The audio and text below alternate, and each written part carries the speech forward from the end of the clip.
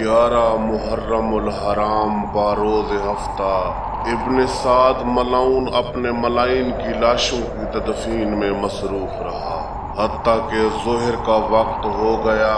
फिर इन्हें खैमे उखाड़ने और अपना सामान ऊँटों पर बांधने में काफी देर हो गई। जिस वक्त ये मलाइन इस काम से फारिग हो चुके तो इन्होंने अपनी औरतों को ऊँटों पर सवार किया और फिर पाक खानदान ततहीर की पाक मस्तूरात को मामलों पर सवार करके ये कूफा की जानिब रवाना हो गए और रात के पहले पहर ये कूफा के बहर जा पहुंचे। इन्होंने रात मस्जिद हनाना में गुजारी, जो कि कूफे से तकरीबन 1.5-2 किलोमीटर बाहर थी। जिस वक्त ये लश्कर कूफा की तरफ रवाना हो गया तो इस वक्त गाजरिया की बस्ती के छोटे छोटे बच्चे करबला मोहल्ला की तरफ रवाना हुए, क्योंकि इन्हें हजरत इमाम हुसैन ने ताकीद फरमाई थी कि आप सब हमारी शहादत के बाद यहाँ आ जाना और खेल ही खेल में अपनी झोलियों में मट्टी उठाकर यहाँ पड़ी हुई शोहदा की लाशों पर डाल देना। इस तरह आपका खेल बन जाएगा और हमारी कुछ लाशें दफन हो जाएंगी। ये फरमान अगरचा असदी लोगों के लिए तहदीद व तंबीह था, मगर वो बच्चे हुक्म की तामील में यहाँ पहुँचे तो जिस वक्त इन्होंने लाशों की हालत देखी तो इन्होंने फौरन वापस जाकर अपनी माओ बहनों को मजलूमीन की गुर्बत की दास्तान सुनाई। बनी असद की औरतें सारी रात नहीं सो सकीं और रोती रहीं और अपने मर्दों की सरजनिश करते हुए कहने लगीं कि तुमने तो अरब की इज्जत खाक में मिला दी है।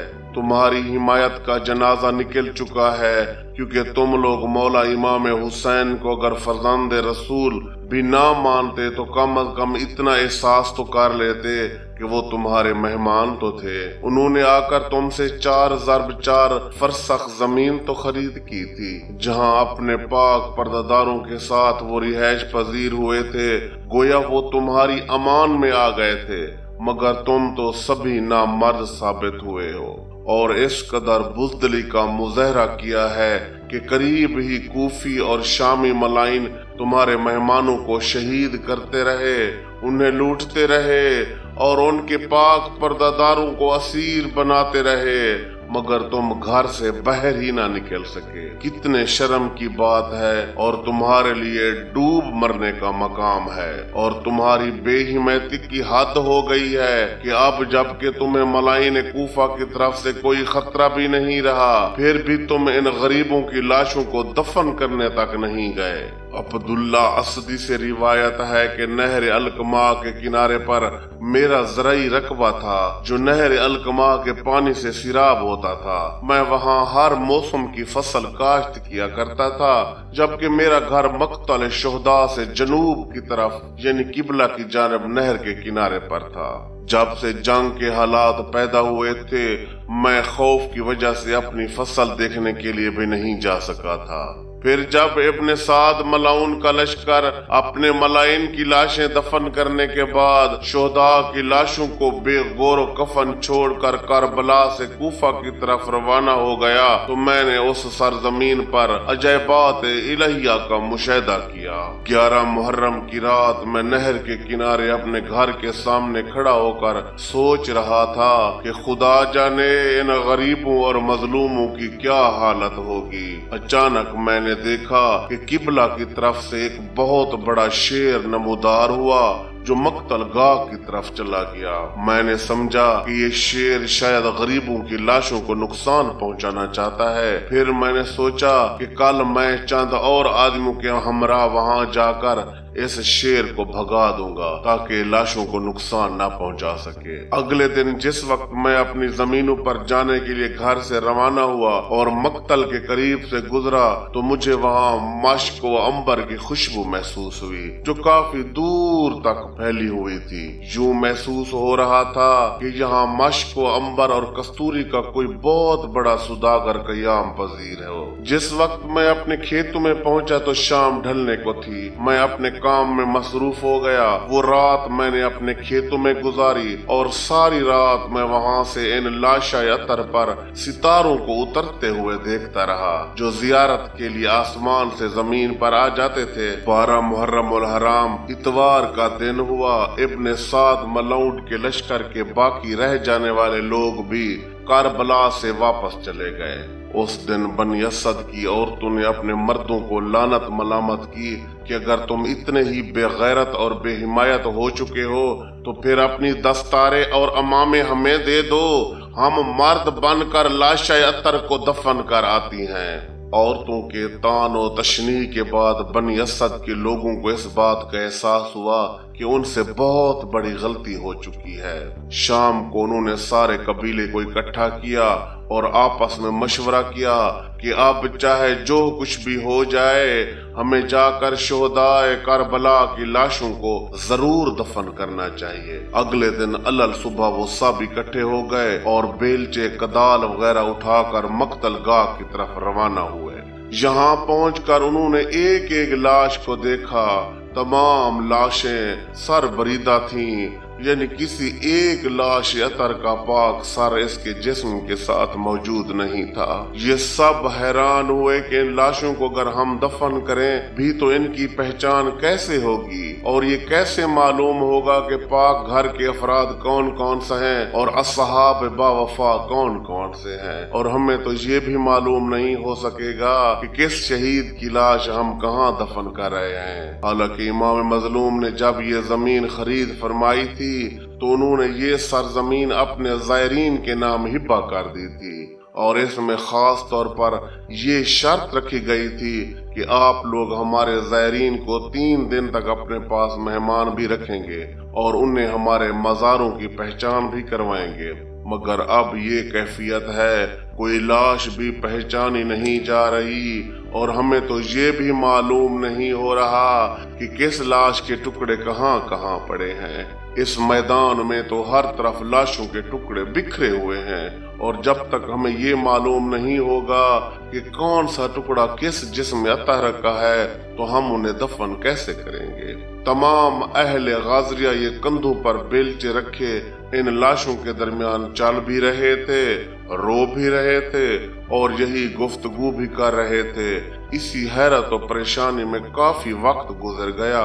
इनमें से एक शख्स ने चौंक कर कहा कि जरा जनूबी तरफ देखो तो मदीने और कूफे के रास्ते पर गर्द सफर उठती हुई नजर आ रही है, जैसे कोई तेज रफ्तार सवार अपनी सवारी को तेज दौड़ाता हुआ आ रहा हो। दूसरे आदमी ने कहा, हाँ शायद कोई घोड़ा सवार आ रहा है और ये भी हो सकता है कि इब्ने ज़ियाद मलऊन ने यहाँ के हालात मालूम करने के लिए किसी को भेजा हो। अब हम क्या करें? जिस वक्त अहले गजरिया परेशान हुए कि अब हम इन लाशो अतर को क्या करें तो ऐन उस वक्त उन्हें कूफा के रास्ते पर एक गुबार नजर आया और उन्होंने गौर से इस तरफ देखना शुरू किया। जिस वक्त वो गुबार फटा तो उन्होंने देखा कि एक नाका सवार अपनी नाका तेजी से दौड़ाते हुए तशरीफ ला रहे हैं। जिस वक्त वो नाका सवार जात उनके करीब पहुंचे तो उन्होंने अहले गाजरिया को सलाम किया। फिर अहले गाजरिया ने जवाब दिया। इन्होंने अपना चेहरा नकाब से ढांप रखा था, जैसा कि उस दौर में आम रिवाज भी था कि मुसाफिर या जंगजू गर्द और गुबार से बचने के लिए अपना नाक, मुंह और चेहरे का कुछ हिस्सा अमामे के दामन या किसी दूसरे कपड़े से ढांप लेते थे। जिस वक्त वो नाका सवार बुजुर्गवार मैदान करबला में दाखिल हुए तो उन्होंने अपना नकाब नहीं हटाया, बल्कि उन्होंने मक्तल गाह से कुछ फासले पर अपनी नाका को बिठा दिया और इन तमाम लोगों को सलाम किया और करीब आकर फरमाया कि आप सब क्यों हैरान और परेशान खड़े हैं। अहले गाजरिया ने अपनी परेशानी का सबब बयान किया तो उन्होंने फरमाया कि हम इन गरीबों को अच्छी तरह जानते हैं, बल्कि जिस तरह हम इन्हें जानते हैं इस तरह तो कोई इन्हें नहीं जानता। हम आपकी मदद के लिए तशरीफ ले आए हैं। ये जनाब सैयदुल साजिदीन इमाम अली ज़ैनुल आबिदीन इब्न अल हुसैन अलैहिस्सलाम थे। इसके बाद इमाम एक एक लाश के पास बैठकर बहुत देर तक रोते रहे। ہر لاش پر صلوات و سلام اور زیارات بھی پڑھتے رہے اور اہل غازریہ کو ایک ایک لاش کے بارے میں تفصیل سے بتاتے بھی رہے کہ یہ شہنشاہ کربلا کے آخری صحابی جناب زہیر بن قین ہیں، یہ جناب بریر ہمدانی ہیں، یہ قیس نصرانی ہیں، یہ شہنشاہ کربلا کے وفادار غلام جون ہیں، یہ آپ کے چوتھے امام کا وفادار غلام کامل ترکی ہے۔ اسی طرح ایک ایک لاش کے بارے میں تفصیل کے ساتھ آگاہ فرماتے رہے۔ پھر اپنے پاک بابا کی مقتل گاہ میں تشریف لے آئے۔ یہاں آ کر دیکھا تو ایک گہرے مقام پر شہنشاہ کربلا کی لاش اطہر قبلہ رو آرام فرما رہی تھی۔ یہاں پہنچ کر آپ کے صبر و ضبط کے تمام بندھن ٹوٹ گئے۔ جناب سجاد پاک بابا کی لاش اطہر کے ساتھ آ کر لپٹ گئے اور لاش اطہر کے زخمی سینے کے ساتھ اپنے رخسار لگا کر اتنا گریہ فرمایا کہ آپ کے آنسوں کے ساتھ گویا جسم اطہر کو غسل مل گیا۔ آپ نے اہل غازریہ سے فرمایا کہ آپ شہنشاہ کربلا کے قدموں کی جانب 2 مزاریں بنا لیں، ایک مزار آپ کے قدموں کے بالکل قریب ہو اور دوسری قدرے دور ہو۔ اہل غازریہ نے جیسے ہی بیلچے سے مٹی کھودنا شروع کی تو انہیں نیچے ایک پہلے سے تیار شدہ مزار نظر آیا۔ پھر انہوں نے دوسرے مقام سے خاک ہٹائی تو وہاں بھی ایک تیار شدہ مزار نظر آیا۔ اس کے بعد جناب سجاد نے فرمایا کہ اب بیلچہ ہمیں دے دیں۔ اہل غازریہ نے بیلچہ پیش کیا۔ جناب امام سجاد نے پاک بابا کی لاش کی اطہر کی قریب زمین سے خاک ہٹائی تو وہاں بھی پہلے سے تیار شدہ مزار ظاہر ہوا۔ جناب سجاد نے اہل غازریہ سے فرمایا کہ اب آپ ایک ایک کر کے تمام لاشیں یہاں جمع کر دیں۔ جس وقت تمام لوگ لاشیں اطہر جمع کرنے کے لیے روانہ ہوئے تو اس وقت جناب سجاد نے اپنے مظلوم بابا کی لاش اطہر کو ان کے مقام مقدس تک پہنچایا۔ میں یہ سمجھتا ہوں کہ اس وقت شہنشاہ انبیاء جملہ انبیاء اور رسل کے ساتھ شہدائے کربلا کی تدفین میں شرکت کے لیے کربلا ضرور تشریف لائے ہوں گے، اور میرے اس خیال کی تائید درج ذیل روایت سے بھی ہوتی ہے۔ عبداللہ ابن عباس سے روایت ہے کہ میں نے 13 محرم کے دن عالم خواب میں دیکھا کہ شہنشاہ انبیاء اچانک مدینہ تشریف لے آئے ہیں، مگر ان کی حالت یہ ہے کہ آپ کے چشمین مبارک سے آنسو رواں ہیں اور نصیب دشمنہ بہت زیادہ اداس ہیں، اور ان کے دست مبارک میں 2 بوتلیں ہیں اور دونوں میں خون جوش مار رہا ہے۔ انہوں نے میری طرف دیکھ کر فرمایا کہ اس ایک بوتل میں میرے فرزند حسین کا مقدس خون ہے اور دوسری بوتل میں باقی اہل بیت کا پاک خون ہے۔ ہم ابھی ابھی اپنے لخت جگر کی لاش اطہر کو دفن کر کے آ رہے ہیں۔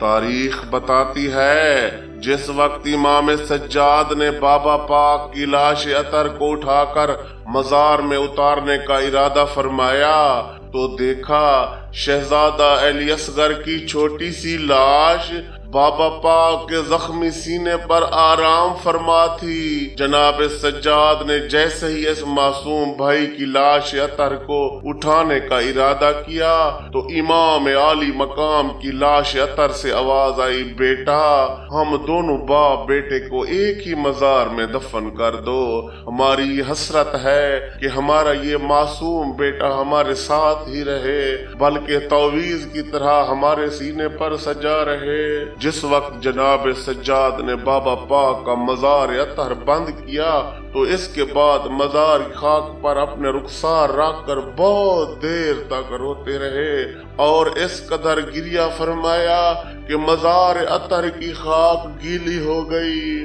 کافی دیر کے بعد آپ نے سر اٹھایا اور آنسو تستر اس پاک مزار کے اوپر اپنی انگشت شہادت سے تحریر فرمایا کہ یہ پاک مزار مظلوم کائنات مولا امام حسین ابن علی علیہ السلام کی ہے، جنہیں 2 دریاؤں کے درمیان انتہائی بے دردی سے پیاسا شہید کر دیا گیا۔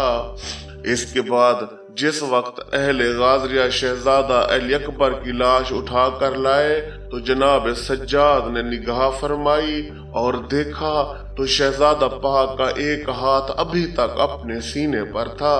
جناب سجاد ایک بار پھر تڑپ اٹھے اور انتہائی دردناک انداز میں فرمایا، ہائے او میرا نوخیز جوان بھائی۔ پھر اہل غازریہ سے مخاطب ہو کر فرمایا کہ یہ اس جوان کی لاش ہے کہ جسے اپنی پاک پھوپھی نے پردوں میں پالا تھا۔ یہ ساری آل محمد کے محور و مرکز تھے۔ ہر پاک مستور کی زندگی انہی کی دیدار سے وابستہ تھی، اور جب یہ زین فرش سے اترے تھے تو ایسا محسوس ہوتا تھا کہ جیسے خاندان رسالت کی زندگی ہی ختم ہو گئی ہو۔ اپنے نوخیز بھائی کو جس وقت پاک بابا کے قدموں میں سلا چکے تو قریب ہی ایک جگہ کی طرف اشارہ فرمایا کہ اب یہاں ایک قبر تیار کریں۔ جس وقت بنی اسد نے اس جگہ کو کھودنا شروع کیا تو ایک بڑی اور کشادہ تیار شدہ قبر برآمد ہوئی۔ اس وقت بنی اسد کے افراد آپ کے حکم پر خاندان توحید کے باقی تمام پاک افراد کی لاشیں اٹھا لائے تو آپ نے خاندان رسالت کے سبھی نوجوانوں کی نماز جنازہ پڑھی۔ کسی صاحب مقتل نے بھی آپ کی اس وقت کی کیفیت بیان نہیں کی، مگر یہ لکھا ہے کہ جب ان سب لاشوں کی تدفین کا وقت آیا تو اہل غازریہ آگے بڑھے تاکہ وہ تدفین میں امام کی مدد کریں، مگر جناب امام سجاد نے فرمایا کہ آپ ان لاشوں کی تدفین میں ہماری مدد نہیں کر سکتے، کیونکہ آپ کو یہ معلوم ہی نہیں ہے کہ آج ہمارے ساتھ اس تدفین کے عمل میں کون کون شامل ہے۔ 1,24,000 نبی شامل ہے، ملکوت ارض و سما شامل ہے، بلکہ خود ذات خدا بھی شامل ہے۔ جس وقت شہدائے کربلا کی لاشوں کی تدفین ہو رہی تھی تو وہاں موجود تمام اہل غازریہ نے یہ مشاہدہ کیا کہ مزار عطر کے اندر سفید رنگ کے پرندے پرواز کر رہے تھے، گویا حاملان عرش الہی بھی تدفین میں شامل تھے۔ اسی طرح ایک ایک شہید کی لاش کو سوگوار و عزادار مظلومین جناب سجاد مزار میں اتارتے رہے۔ اچانک اہل غازریہ ایک ایسی لاش اٹھا کر لائے جسے دیکھ دیکھ کر اہل غازریہ بھی دھاڑے مار مار کر رو رہے تھے۔ وہ ایسی لاش تھی کہ جس کے جسم عطر کے عذاب یکجا نہیں تھے، اور وہ انہیں ایک چادر میں ڈال کر لائے تھے۔ انہوں نے روتے ہوئے دریافت کیا، آقا یہ کون شہید ہے کہ جن کی لاش اس رنگ میں تقسیم ہو چکی ہے؟ امام سجاد نے روتے ہوئے فرمایا کہ یہ مولا امام حسن کے وہ لخت جگر ہیں کہ جن کی بیوہ ماں نے 11 سال کی بیوگی کاٹ کر انہیں بڑی مشکل سے شہزادوں کی طرح پروان چڑھایا تھا، اور پھر ہمارے بابا پاک نے انتہائی نامساعد حالات میں کسی عظیم مصالحت کے تحت شب عاشور ان کی سہرہ بندی کی تھی۔ کائنات میں یہ پہلا دلہا ہے کہ جس کی مہندی آنسوں کے پانی سے تیار کی گئی تھی، مگر افسوس کہ انہیں یہ شادی راس نہ آئی اور ان کی دلہن کو بیوگی کا دکھ دیکھنا پڑ گیا۔ اسی طرح تمام لاشیں آتی رہیں اور جناب سید الساجدین ایک ایک لاش کو پاک مزار میں اتارتے رہے۔ صاحبان مقتل لکھتے ہیں کہ امام زین العابدین نے اپنے پاک گھر کے باقی تمام افراد کو ایک ہی مزار میں سپرد عرش فرما دیا۔ اس کام سے فارغ ہونے کے بعد جناب سجاد نے ساتھ والے وسیع مزار میں باقی شہداء کو دفن کرنے کا پروگرام بنایا اور غازریہ کے لوگوں سے فرمایا کہ اب ان شہداء کی تدفین میں آپ لوگ شامل ہو سکتے ہو۔ پھر وہ لوگ مل کر باقی تمام شہداء کربلا کے لاشیں عطر کو لے آئے۔ جس وقت تمام شہداء کی لاشیں پہنچ گئیں تو ان کی نماز جنازہ پڑھنے کے بعد اہل غازریہ سے فرمایا کہ اب آپ لوگ مل کر ان لاشوں کو لحد میں اتار دیں۔ اس طرح باقی تمام شہداء کو ایک ہی قبر میں دفن کر دیا گیا۔ بنی اسد کے لوگوں کی فرمائش پر صرف جناب حبیب ابن مظاہر کا مزار الگ بنایا گیا، क्योंकि वो बनी असद के कबीले से ताल्लुक रखते थे और उनके सरदार थे, जबकि जनाब हुर बिन यजीद रिहाई को इनके अहले कबीला पहले ही मक्तलगाह से काफी दूर दफन कर चुके थे। जिस वक्त तमाम लाशें दफन की जा चुकी तो बनी असद के लोगों ने बारगाह इमामत में अर्ज किया, आका, हमने नहर अलकमा के किनारे गाजरिया के रास्ते पर एक लाश देखी है और बावजूद कोशिश के कि हम उसे यहाँ नहीं ला सके, क्योंकि हम जिस वक्त उनके जिस्म को उठाने की कोशिश करते हैं, अगर दाएं जानिब से उठाने की कोशिश करते हैं तो कुछ टुकड़े बाएं जानिब गिर जाते हैं, और अगर बाएं जानिब से उठाने के लिए हाथ लगाते हैं तो कई टुकड़े दाएं जानिब गिर जाते हैं। और ये भी है कि इनकी लाश के कई कई छोटे छोटे टुकड़े दूर दूर तक जमीन पर भी बिखरे हुए हैं। अब आप ही हुक्म फरमाए कि हमें क्या करना है। उस वक्त जनाब सज्जाद की आवाज आई, वाह उम्मी उल अब्बास, हाय मेरे पर्दों के जामिन चचा जान, आपकी वफा पर मेरी लाख जाने कुर्बान हो। जनाब सज्जाद बहुत देर तक गिरिया फरमाते रहे, फिर फरमाया कि इनकी लाश अतर उठाकर यहाँ नहीं लानी, बल्कि हम खुद वहाँ चलते हैं। इनका मजार गाजरिया के रास्ते के साथ ही नहर अलकमा के किनारे पर बनाना है। जिस वक्त जनाब सज्जाद सरकार वफा की लाश अतर पर पहुंचे तो फौरन लाश अतर पर खुद को गिरा दिया और उससे लिपट कर शदीद गिरिया फरमाया।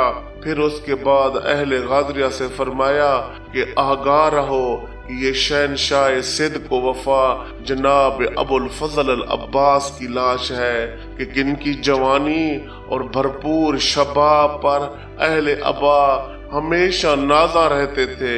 पाक पर्दादारान और सभी मासूम बच्चे इन्हीं की आस पर जिंदा थे। तमाम जालिमीन मलाइन इनकी पाक जात से हमेशा खौफजदा रहते थे, और जब तक ये जिंदा रहे किसी ने ख़याम फला के एहतशाम की जानिब निगाह उठाने की भी जुर्रत नहीं की।